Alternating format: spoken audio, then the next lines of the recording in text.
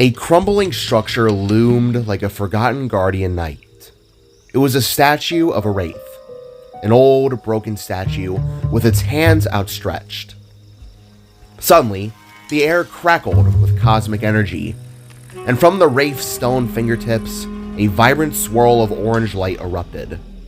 It pulsed, widened, and then, with a violent explosion, hurled 3 figures into existence. Jaida was the first to be ejected, a scream tearing from her throat as she tumbled through the air. Her descent was abruptly broken by a bed of blooming flowers, their petals erupting in a soft, glowing orange cascade, cushioning her fall. Close behind, Winona was shot out like a cannon. The blonde girl spiraled downwards, her own surprised shout swallowed by the wind, before she too landed with a thud amongst the blossoms. A moment later, Francine arrived, landing squarely on top of Winona before bouncing off and collapsing onto her back with a groan. A symphony of pain groans and grunts filled the air, conjoined by the gentle rustle of disturbed petals. All 3 girls were soaked, muddy, and miserable. Jaida, clutching her head, slowly pushed herself upright, her gaze drawn back to the source of their arrival. The orange vortex still pulsed with energy. The wraith statue stood mighty before it. Its design was a mystery. It was a feminine being with a large hat sporting a woman's face, holding the portal in an offering. As Francine and Winona scrambled back to their feet, blinking in the strange light, they watched the orange swirl contract, folding in on itself until it vanished with a final whisper of fading embers. A wince tightened on Jaida's features as she turned to face the others. If I see one more portal today, I swear I'm going to lose my mind! Francine shouted, pulling a fish out from her hair and throwing it aside. You haven't already? Winona retorted smugly. The 2 girls exchanged a sharp glare. Jaida, however, was already scanning their surroundings, a cold dread beginning to seep into her bones. Voyd? She called out, her voice suddenly tight with fear. She spun around, her eyes wide with a drawing panic. Voyd? Toby! The other 2 girls followed her gaze, their anger dissolving into the same chilling realization. It was just them. Voyd, Toonie, Ellie, Coco, and Toby. None of them had emerged with them. They were alone. Ellie! Coco! Winona cried, her voice trembling. Tunes! Francine added, her earlier annoyance replaced by a frantic, wild-eyed search. They were alone. Just the 3 of them. No, no, no, no, no, no, no, no! Winona wailed, pacing back and forth, their names echoing unanswered in the oppressive silence. Did they not make it through? She choked out. Did they just drown? Francine blurted, making Winona whirl around, her eyes blazing. Shut up! Winona's voice cracked. There's no way! We all went through that thing together! Jaida raised her hands. Stop bickering, just hang on. She closed her eyes, and a faint, ethereal purple aura began to emanate from her, casting a soft glow on the anxious faces of the other 2. A moment later, she opened her eyes, a pulse of lavender light flickering within them. She took a deep breath. Thank God. I feel him. He's alive. She pressed a hand to her chest, a wave of relief washing over her. Francine cocked her head, dripping water onto the wildflowers. What? How do you know? Jaida looked back, the purple aura slowly fading. Our soul bind allows us to sense one another. Voyd's far, but if he's out there, then surely the others are too. She eyed the 2 girls, her gaze lingering. Francine's brow furrowed in confusion, while Winona let out a shaky sigh. Well, how far is he exactly? Winona asked, prompting Jaida to turn and point with a single finger behind herself. Ways off this way from what I can tell, she said, her finger indicating a direction none of them had previously noticed. Beyond a sparse line of trees, an abandoned town-like area lay sprawled out. Upon noticing it, the girls stared with stunned faces, captivated by its presence. The town held an eerie resemblance to the kingdom in the Wraith's territory, a fantastical, futuristic design that echoed an older era. Small, home-sized structures lined a network of streets and corners.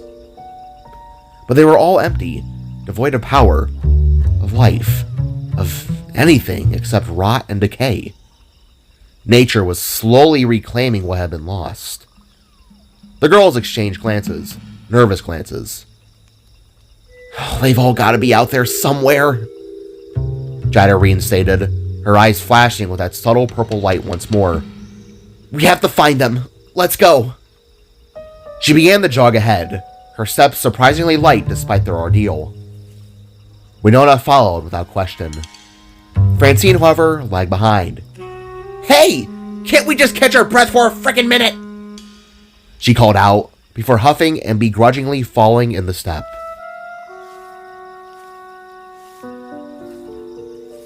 The air was thick and heavy, smelling faintly of rain and metallic decay. The three girls jogged side by side through the streets. Jaida gazed at the structures, statues of wraiths and religious imagery that made her uneasy. She had a cold, deep certainty about where they were, a hunch that was becoming a solid dread.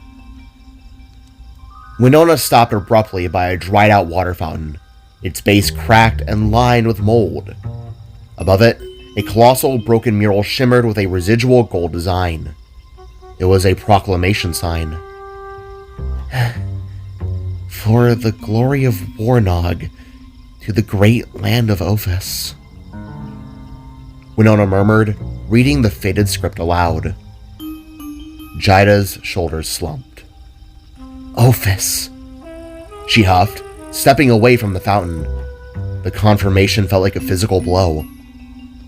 She then leaned against a broken gold pillar carved with a screaming wraith face, twisting her hair to wring out the water. Her tired orange eyes dimmed as the crushing weight of their entire predicament settled upon her. Oh God, wasn't this the place that... Winona muttered, sinking onto the edge of the fountain, removing her glasses and rubbing the exhaustion from her eyes. Francine surveyed the area, her body looking like a mess, akin to a doll that had been left in a muddy rain puddle. She looked at Jaida, then sighed deeply. All right, Woodsy. I just gotta ask something, like, genuine here? Francine questioned, dropping onto her rear in the middle of the street. What the hell is all this wraith junk about exactly? That little robot guy, thing, whatever he is, mentioned it was something to do with the incident? Jaida turned, wiping a glob of mud from her left cheek. She didn't walk, she simply warped, appearing on the ground right next to Francine. Francine gasped and clutched her chest, frightened by the sudden act. God, don't do that! Francine choked out, trying to steady her breathing. Sorry. Well, long story short, Jaida began, her voice low and weary. These beings called the Wraiths are trying to revive their god, Warnog. Basically, Warnog managed to send his essence into space in search of a host for a new soul. That essence descended upon our world, the city, and I was the unlucky bastard that gets stuck with it. Jaida tapped her chest. Now I'm wrapped up in some stupid prophecy where it's my destiny to apparently give up my soul to Warnog in order to revive him. Francine stared slack-jawed, before finding her voice again. Jeez, okay, I think I get the BS. She assured. I shouldn't be here! She then stood up, throwing her muddy hands into the air with a gesture of annoyance. I shouldn't be here! I should be at my home in my nice big house with my nice big bed! God, I miss my nice big bed! The complaint trailed off into a sad, genuine cry. Now I'm all wet, muddy, and look awful. My makeup is smeared and my hair is clumpy. Winona rolled her eyes, brushing grime off her own damp clothes as she stood up. Friendly reminder, Francine, that you have no one to blame but yourself for being here. Francine scoffed and crossed her arms. Guys, we can't just sit around and complain like children. Jaida interjected, her tone sharpening with renewed focus. I'm sure the others are just as worried as we are. I know Voyd is smart enough to follow my essence as well. Toonie and Toby are dogs, they'll pick up our scent eventually.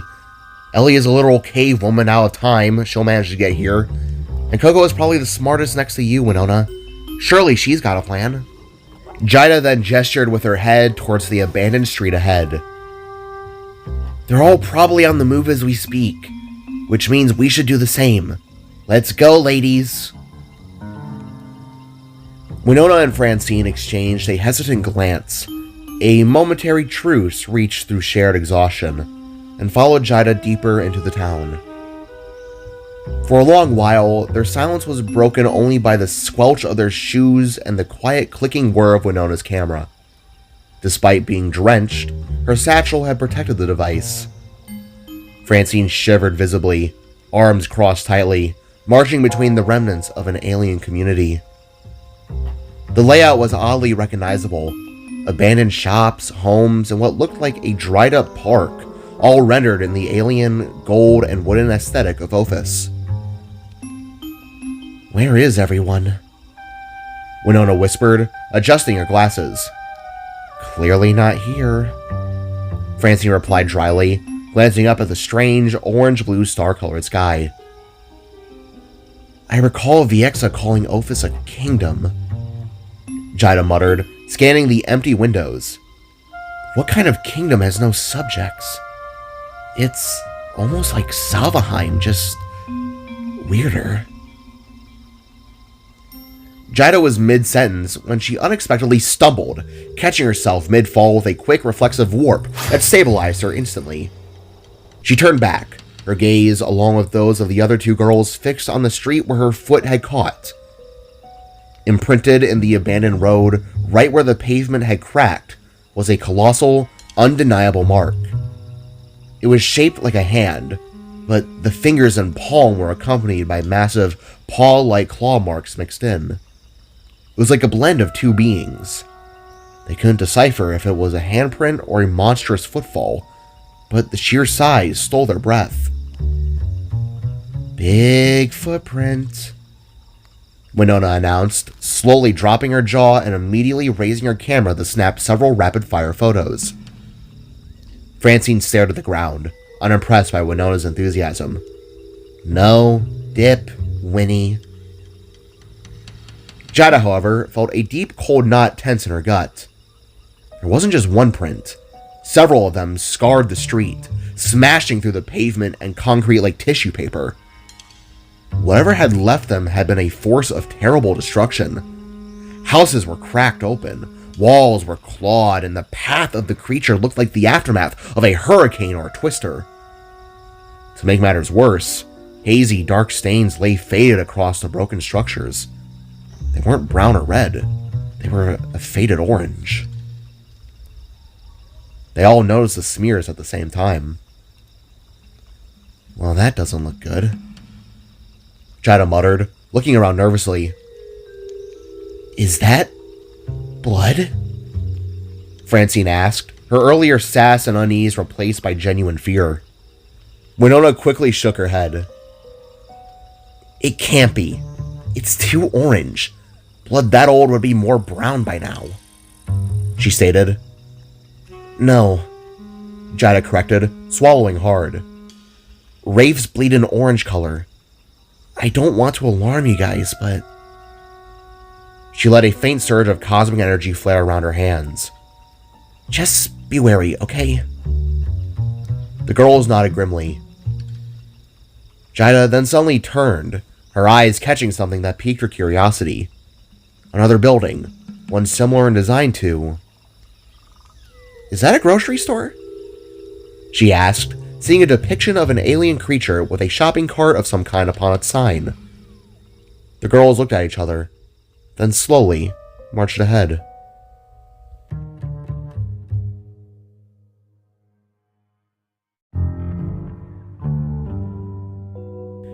The air inside the abandoned grocery store was thick with alien decay and years of neglect. The structure was akin to the other Ophis structures. The foundation was built from polished, shimmering golden wood, yet the interior design mimicked the mundane layout of an average Earth supermarket. Shelves stretched away into the distance, all housing strange, wraith-like goods, jars of luminescent fluids, dried purple fungus, and cans featuring images of creatures that looked horrendous. Jaida surveyed the cavernous space. She then looked back over at the two girls, her gaze flat and uncompromising. "Let's quickly find supplies," Jaida stated, her voice echoing unnaturally in the silence. "Snacks, possible defenses, more so for you two." She pointed two fingers at Winona and Francine. All the while, a downpour began to commence outside. Winona stepped closer to Jaida. "Can I stick with you?" Jaida gave a nod. "Sure." "Francine?" She turned sharply towards the redhead. "Go find some things that you think could be useful. Go on, shoo, get." Francine flinched, the command hitting her like a slap. "What? You want me to search alone?" Both girls stared at her, an icy, unified stare. "Yeah," Jaida confirmed, circling her arm around Winona's shoulder in a gesture of deliberate protection. "You bully me and have mentally fractured our dear, sweet Nona. We may be stuck together in this situation, but that doesn't make us friends." Francine's defiance crumbled into silence under the weight of her accusation. A beat passed, heavy and agonizing for Francine, before Jaida's expression brightened. "Be sure to find some goodies, though." Then, with a faint thrum of energy, Jaida warped herself and Winona away to the nearest aisle of canned goods, leaving Francine utterly alone in the colossal, echoing entrance. "Find some... I don't even..." Francine groaned out to the empty space where her companions had been. Her voice was too loud, too brittle. She turned on her heel and marched into the store, her steps loud and furious against the tiled floor.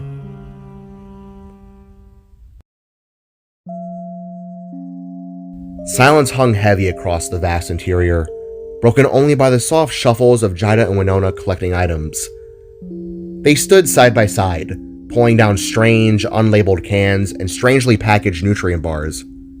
Or at least, that's what they hoped they were, stuffing them methodically into Winona's satchel bag. Winona then glanced sideways at Jaida. She looked as if she was operating on autopilot. Jaida's eyes held a tired, empty stare, her movements rigid as she mindlessly stalked up. Winona realized she had never seen this level of exhaustion etched on the Jaida. She'd seen her down, empty during those bad days, but this looked like a systematic failure within her body. Winona reached over, nudging Jaida's shoulder gently.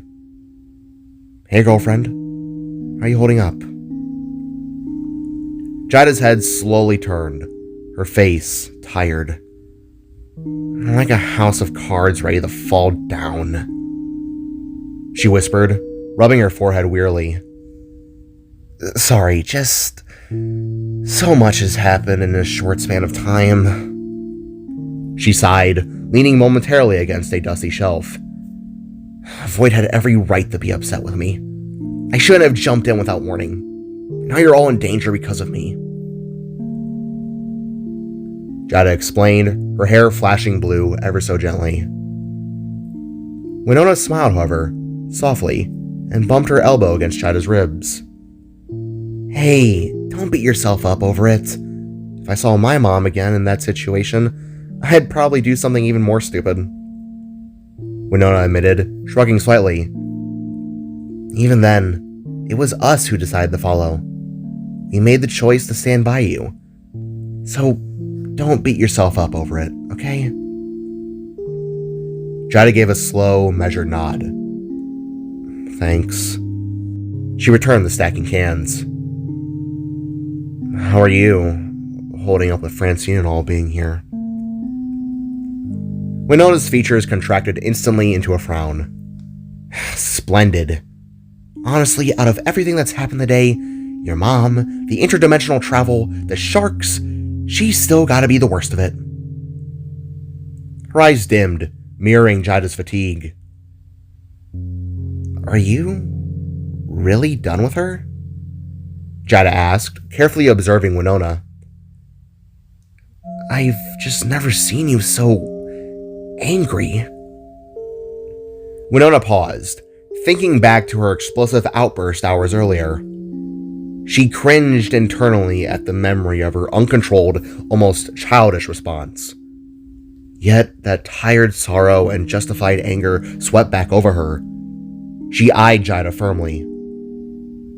Yeah, I was talking to Toonie earlier about it.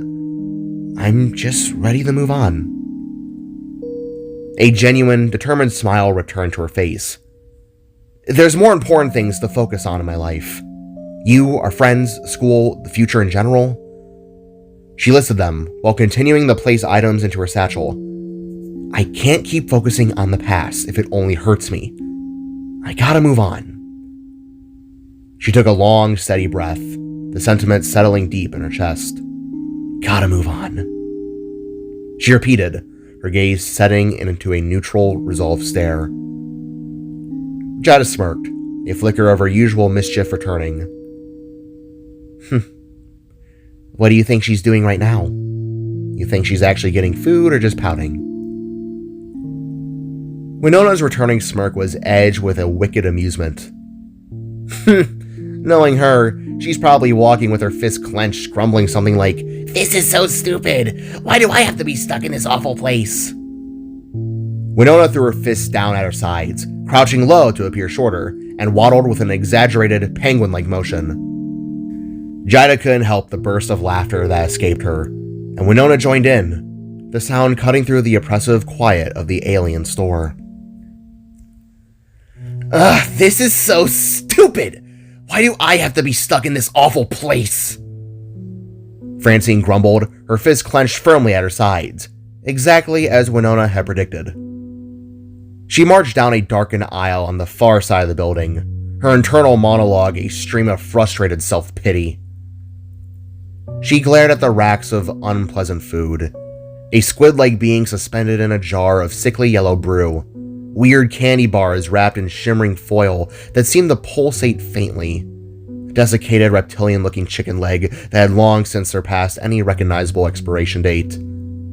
Francine silently gagged. Catching her reflection in a large, curved jar of greenish sludge, she paused. She gazed at herself. Her once pristine red hair was tangled and matted, her tired eyes barely visible beneath damp bangs, her clothes torn, her face smeared with dirt. Francine frowned, sighing tiredly. You're such a loser, she muttered to herself. It was then that something in the corner of her eye twitched. She turned her head, catching the slightest hint of movement, a sudden shift in the shadow around the corner of the next shelving unit, as if someone had been peeking out and had instantly ducked back. Francine stared silently at the now empty, dark spot. Winona? She questioned, the name laced with caution. She heard the sounds of footsteps or something akin to it, rapid and soft. A rush of complex emotion, anger and deep-seated guilt flared within her. Begrudgingly, Francine began to follow. Winona, I know that's you, she called, tracking the sound of the shuffling feet. Why are you playing this stupid hide-and-seek game? You're not 12 anymore. Francine added, recalling a memory from a few years back, where Winona would hide around trees as Francine searched for her. Better times. Easier times. Are you trying to scare me? Trying to make me feel more like crap? She rounded the corner and caught the distinct flash of a shadow disappearing around another shelf, deeper into the store's cavernous gloom. She sighed, her shoulders slumping. Who am I kidding? It's not like I don't deserve it. Francine whispered under her breath, continuing to follow the sound of retreat. Corner after corner, she pressed deeper and deeper into the store, the ambient light from outside fading, the darkness growing heavier and more profound as she ventured towards the rear storeroom. Look, Winona, Francine paused, having to force the words out. I'm sorry, okay? Is that what you wanted to hear? She blurted out, her voice cracking slightly as she plunged into the deepening blackness. I don't know, Francine pleaded, arguing with the air. I never actually meant to hurt you. You know that, right? She followed the shuffles, the sounds pulling her into the darkest section of the building. Before her stretched a long, oppressive set of aisle racks, 2 on each side, disappearing entirely into an inky black void of shadow. Francine stared into it, seeing faint hints of movement twisting inside the darkness. Winona, stop, she pleaded, looking like a defeated soul.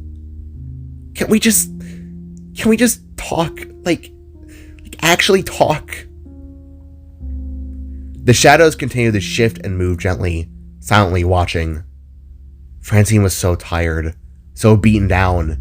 The only constant on her mind was Winona and her own past cruelty. In a way, it felt as if her sins had finally caught up with her.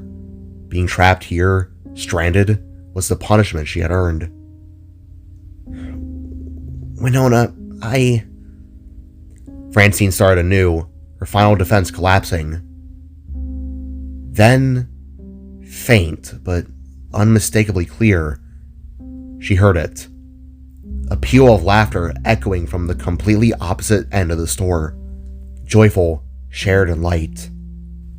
It was Jaida's distinctive fa-ha-has, followed immediately by the high, infectious giggle of Winona.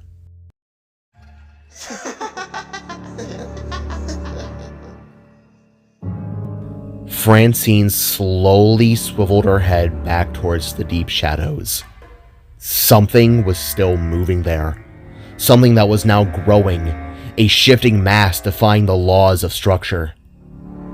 A ragged breath escaped her lips, and she took a silent step back, her dance shoe heel hitting the floor with a soft, dull tap. What the? The question died on her tongue as the growing shape began to resolve itself. Slowly, sickeningly, the form emerged into the faint light that flared down the main corridor.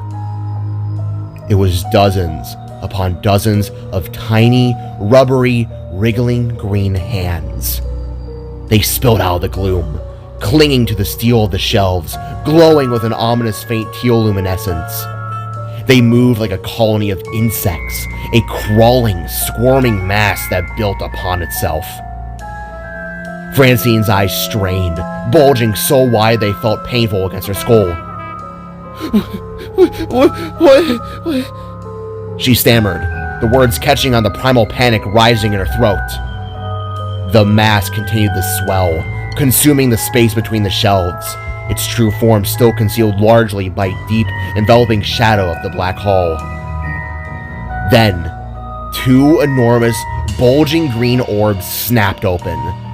The eyes were the size of Francine's head, grayed and thick at the edges, alien green at the center with tiny pinpoint pupils that seemed to gaze at her and through her. Despite the paralyzing shock, Francine found the capacity for 2 words. Yeah, no. Her instinct for survival seized control. She turned heel, spinning away from the creature and bolted. Guys! Guys! She shrieked, her voice thin and desperate. Her feet pounded against the slick floor, forcing her to struggle for balance as she slid around a corner, desperately trying to maintain her altitude as she fled the store's cavernous halls. Jaida and Winona snapped their heads up from their laughter and watched in bewilderment as Francine barreled toward them like a projectile. "What the?" Jaida began, but Francine didn't slow down. She reached them, snagging both of their wrists in surprisingly tight grips, and then began dragging them, forcing them into a stumbling run. "There's a monster in the store! Run!" Francine cried, the raw hysteria in her voice undeniable. Jaida and Winona exchanged a skeptical glance. "Monster?" they asked in unison. The question was answered instantly. Loudly, terrifyingly, from the distant rear of the store came a sound like a metallic avalanche. Several massive aisles of shelves flipped outwards, bending and crumbling, pulverized by a sudden massive green force that moved and rose like a blob. The sight was enough. Francine had not been joking. "Whoa!" Winona managed, her voice suddenly small. All three girls scrambled, bursting out of the front doors and into the narrow streets of the town. Rain was pouring down, not in a gentle shower, but in a heavy, drenching storm that had begun since they ventured. It was difficult to see, visibility dropping to barely a few feet ahead of them, made worse by the storm's uncanny color. The rain was a glowing, ethereal teal green. Still water, still cold, but imbued with an energy unlike anything on Earth. "What was it? What was it?" Jaida demanded, shouting over the roar of the downpour, but Francine didn't break pace. "I don't know! It had big freaky eyes, and it was made out of hands!" Francine tried to explain, her voice strained by exertion. Before she could fully offer any more detail, a thunderous crash erupted from directly behind them, closer than the rain. They risked a glance back, seeing nothing clearly within the glowing downpour, only a faint, massive movement waving within the storm's heavy curtain. Jaida let go of Francine's hand. Her right hand snapped out, summoning her blade, which hummed a deep, reassuring orange. Simultaneously, a cosmic shield morphed from her left arm. Francine, however, held her grip firm on Winona, hauling her along. Heavy, wet footsteps began to arise on the periphery. Jaida craned her neck, catching the fleeting sight of something immense moving alongside the buildings. She could only track it through the brief seams between structures, but it was enough. Whatever was giving chase had easily escaped the store and was astronomical in size, easily the size of a small house. "Holy!" Jaida huffed. Suddenly, the blurry shape demonstrated impossible agility. It leapt skywards, landing with a shocking, pavement-jarring thud upon the rooftops they were running beside. The beast, whatever it was, began to leap from roof to roof, gaining speed, tracking their movements below. Finally, the glowing teal rain provided a fleeting glimpse of its silhouette. It was vaguely animalistic, but ran on what appeared to be several massive jointed humanoid arms. It possessed a long, thick tail that, to their horror, also possessed a hand at its end. Its head was too blurry to see, but it sat on a long, morphing neck. The only true constant were its glowing eyes, still dominating the form gazing down through the storm. "Mother of God!" Jaida stuttered, her shield trembling slightly, before Winona shouted, "Over there!" To their right, a collapsing structure offered hope. It was an old gas station of some kind.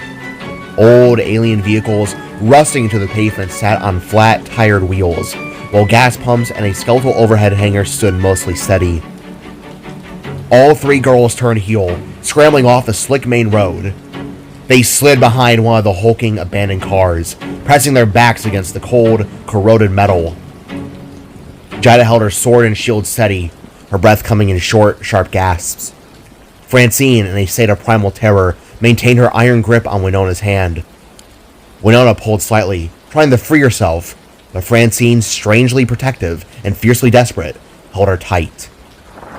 Despite their perpetual aggression towards each other, despite all the venomous history between them, the warmth of Francine's tight grip was momentarily, strangely grounding to Winona, even if the gesture was born of sheer panic. Jaida slowly, cautiously peeked her head out from behind the decaying vehicle and into the emerald downpour. There was nothing but the storm's fury. Before anyone could speak, a colossal thud rattled the overhead hangar structure above them. Dust, rust flakes, and small debris rained down. Reacting instantly, Jaida focused her energy and performed a short-range warp, bringing them inside the car they were hiding behind. They landed on old, dusty, ripped seats, better hidden now, completely shielded from the elements. All three laid low, hyperventilating, and cautiously peered out through the grime-streaked windows. The beast then dropped. A deafening, wet thud erupted as its massive green limb hit the cracked pavement. They could only see the creature's disproportionately huge legs as it began its slow, deliberate patrol of the area. Every footfall created a jarring, rhythmic sound, a massive thump, followed by a shuddering ripple across its strange, non-skeletal body. It appeared to lack bones entirely, its limbs curved at weird, impossible angles, looking less like flesh and more like massive green rubber hoses. Every leg ended in the same appendage, a glowing, massive green humanoid hand. Its long tail swayed lazily, the hand at its tip reaching under the overhead roof for the pump area. It felt around, searching, sweeping the air like a blind child searching for a lost toy. The girls held dead quiet, their hearts hammering against their ribs. "What's it doing?" Francine whispered, the sound barely audible over the rain. "Hunting? Searching? Something like that?" Winona replied, her voice tight with suppressed fear. Suddenly, the monstrous form began to dip its gigantic head into the low-lying service area. Instinctively, before the girls could see it, they ducked down, flattening themselves below the windows. A strange, resonant growling sound, a wet, rumbling moan of hunger vibrated through the car's interior, making their blood turn to ice. The huge hand-tipped limb of the beast slowly hovered over their car. Through the cracked, dusty sunroof, they had a perfect, horrifying view. The humanoid shape, the fleshy paw pads, the thick, clawed fingers. It was a terrifying match to the imprint they had seen earlier. "Uh-oh," Winona muttered, realizing that they were about to be found. The hand slowly began to descend, its colossal weight poised to smash the thin metal shelter. But just before it could make any sudden movements or attacks, it retracted back, snapping up and away with disconcerting speed, pulled by a sudden new sound that ripped through the roar of the storm. It was a cry, a noise so utterly primal and laced with power that it seemed to tear through the very fabric of the atmosphere. The three girls snapped their heads up in unison, eyes wide and glistening with growing panic. The large beast recoiled instantly from the shriek. It retreated with a heavy, wet lumber back into the heart of the storm. Its massive tail hand smashed against the ground, leaving a damp, deep imprint that mirrored the one from earlier. What the actual hell is going on? Francine demanded to know. Then, before Jaida or Winona could formulate a response, a second, massive shape materialized from the downpour and leapt onto the first. A cacophony of guttural shouts and animalistic roars erupted, drowning out the storm's steady rhythm. The girl's eyes stretched wider, fixed on the horrifying ballet playing out in the downpour. Two blurry, indistinct shapes thrashed violently, limbs swinging like wrecking balls, bodies smashing together with impact sounds that registered deep in their chests. The girls couldn't tear their gazes away, watching in a horrified awe as the blurry battle raged on. "Jesus, you guys ever see those dinosaur films?" Winona asked, her voice cracking, her face a mask of worry etched by the neon glow of the rain. Francine shot her a frenzied glance. "Do you know how little that narrows it down, Winona?" she asked. "The famous ones," Winona continued, her focus locked on the flailing chaos. "Where people get stuck on an island and there's a crappy CGI battle at the end?" Jaida and Francine exchanged a glance. They saw an agreement that they had perhaps reached the absolute peak of misfortune. "I have a terrible, awful feeling that we may just be in one of those god-awful movies." Winona stated with morbid certainty. Suddenly, a colossal, sickly green limb shot out from the rain curtain. It snagged the roof of the vehicle they were hiding within. The metal sides groaned and dented inwards, the remaining glass shattering. Crappy CGI and all! Winona shrieked, the adrenaline finally bursting through her control. But Jaida was already moving, her focus absolute. A quick focused thought, a surge of adrenaline and cosmic energy, and the world warped in a flash of orange light. They landed hard on cold, mossy concrete beside the gas station. The relief of dry land was instantly suppressed by the sight of their former hiding spot. The car, now fully ensnared, was yanked violently backwards into the storm. The first beast using the crumbled vehicle not as a weapon, but as a temporary shield against the relentless attack of the second creature. Jaida stood immediately, already drawing her weapon again. Francine and Winona pressed themselves tightly against the peeling paint of the gas station wall behind her, instinctively recognizing Jaida as the only shield in this nightmare. The unseen battle lasted only a few agonizing moments more. Shadows flailed and roars erupted in sharp bursts, punctuated by the tearing of muscle and the striking of rock. Then, with a sudden, overwhelming force, a bright, blinding burst of vivid blue light illuminated the scene. For a fleeting instant, the girl saw them clearly. Two massive animalistic shapes, similar in monstrous scale. The one that had attacked them was a mess of limbs, but the second figure was slightly different. It had a more conventional set of arms and legs, though its body looked oddly rounded and dense. The first beast let out a piercing, defeated screech before the blue light faded. Everyone watched, mouth agape, as it bounded impossibly upwards, scrambling along the vertical side of a nearby building, vanishing over the roofline in a matter of seconds. The other beast remained, now standing alone in the downpour, its massive chest visibly heaving. Jaida took a defiant step forwards, widening her stance, protecting the terrified girls who were now practically cemented on the gas station. The towering figure sluggishly, agonizingly, slowly began to turn towards them. Jaida grunted, swinging her sword out in front of herself in a clear challenge, the anger and fierce protective nature blazing in her eyes, eclipsing her fear. Francine discarded any past events, lunging towards Winona, wrapping her arms tightly around her, seeking comfort in the warmth of shared terror. Winona barely registered the embrace. Her focus was solely on the terrifying silhouette approaching them. There was a heavy, seismic footstep, then another, before the blurry, imposing mass began to shrink. Jaida cocked her head, her eyes straining, mystified as the looming figures seemed to dissolve, melting into a strange, goopy transformation. The huge figure vanished. The heavy footsteps could still be heard. Thump, thump, thump, rapidly diminishing in size and weight. One small, quick step, then the next, until at last, the figure made itself known. With a high, energetic hop and a quick skid on his lower paws, the being revealed itself not to be a titanic monster, but instead, an old, baffling friend. Meowy. Long way from homie, eh, Kit Kat? A high-pitched scream tore through the storm. Francine shrieked. It was shrill enough to send birds scattering. Meowy, the plump cosmic feline, visibly recoiled. His wide, yellow glowing eyes winced, though his grin never faltered.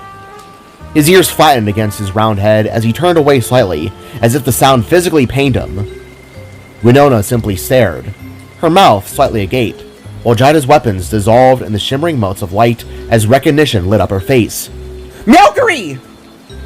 She cried, her arms already outstretched in delight. The cat spun joyfully as Jaida scooped him up, his gelatin-like body jiggling with the motion. Orange hair girlie! Longy tiny no see! He squealed, wrapping his stubby paws around her in an enthusiastic embrace. Francine, still trembling from fright, blinked rapidly. What? She managed, voice cracking. Winona shook off her shock. Wait, Meowy? Like the cat you guys talked about? she asked Jaida.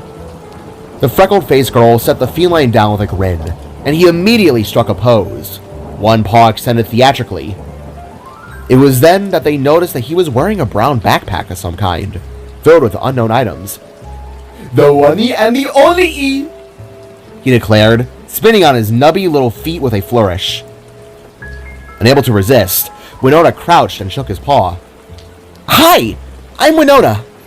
Whoa, you really do feel like Jell-O. She said with a little chuckle and grin. Hello-y!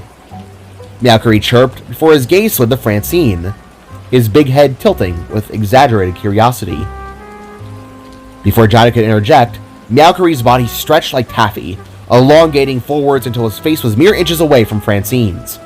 She recoiled with another yelp as he studied her intently, upside down. Hello-y! You're ready like me! He announced. Yet you have no eyesy! Are you blindy? Is it only bubblegummy skin on that facey? Without warning, his tiny paw shot up, lifting her bangs to reveal her crimson eyes. Francine's pupils shrank to pinpricks. Ah! She lashed out, swatting him away with enough force to send him ragdolling backwards. Meowy merely bounced upright, unbothered, and let out a delighted laugh.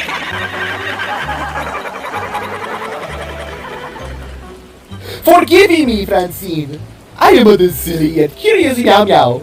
Guess you could say curiosity almost killed the catty. Francine shuddered, wiping her bangs back into place with a scowl.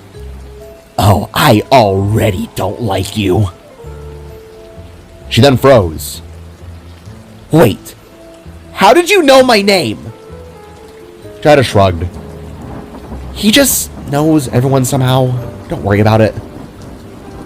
Meowy only blinked one eye and then the other, slowly, his grin never fading. Jaida crossed her arms. Meowy, what are you doing here? And what's with the backpack? The cat's flowing tail flicked as he adjusted the small pack strapped tightly to his jiggly form. I was about to ask you the same thing. Then I remembered that you have the new soul for the nasty god in your hearty. Stupid prophecy. I knew it would bring us back together. His eyes darted around. Where's your boyfriendy husbandy? Jaida's expression darkened. He's lost, along with our friends. We're trying to find them and get out of here. Jaida elaborated as Francine and Winona now stood by her side. Again, what are you doing here exactly? Jaida asked, now squatting to be eye level with the cat. Same as last timey. I'm here for reasonies. Meowy adjusted his straps with an exaggerated huff. So, your friendies are lost in the nasty jungle lands. Not goody, not goody. Winona shuddered. No kidding. What the hell was that thing that attacked us? Meowy's ears twitched. I'll explain in a bitty. What matters now is getting your ladies to safety. Come, I shall take you to my catty shacky. Before they could protest, Meowy ate his own backpack, jaw unhinging comically wide, and then he began to change.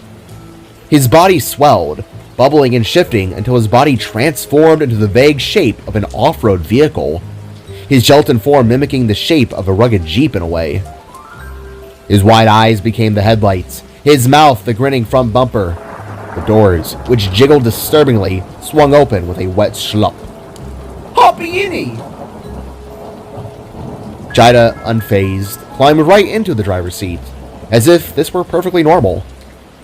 Winona, torn between fascination and weird horror, cautiously followed, taking the passenger side. Francine, however, stalled. Oh, hell no! I am not getting inside you. Winona rolled her eyes, but before anyone else could say a word, Meowy shot out an arm, grabbed Francine, and yanked her inside. Francine flailed comically, bouncing in the back seat before face-planting into the squishy seat. With a grumble, she righted herself, scowling, the glowing red interior pulsating around her. Hold on to your tailsies! Meowy cheered, and instead of rolling, his feet sprouted, carrying them forward at an unsettling, bouncing pace. As they lurched deeper into the rainstorm jungle, the distant roar of the unseen monster shook the trees around them. A grim reminder that whatever had attacked them was still out there, and who knew what else. Francine groaned. "I hate this place," she said, while noticing what looked to be a hairball of some kind on the seat beside her. This sight alone nearly brought her to tears.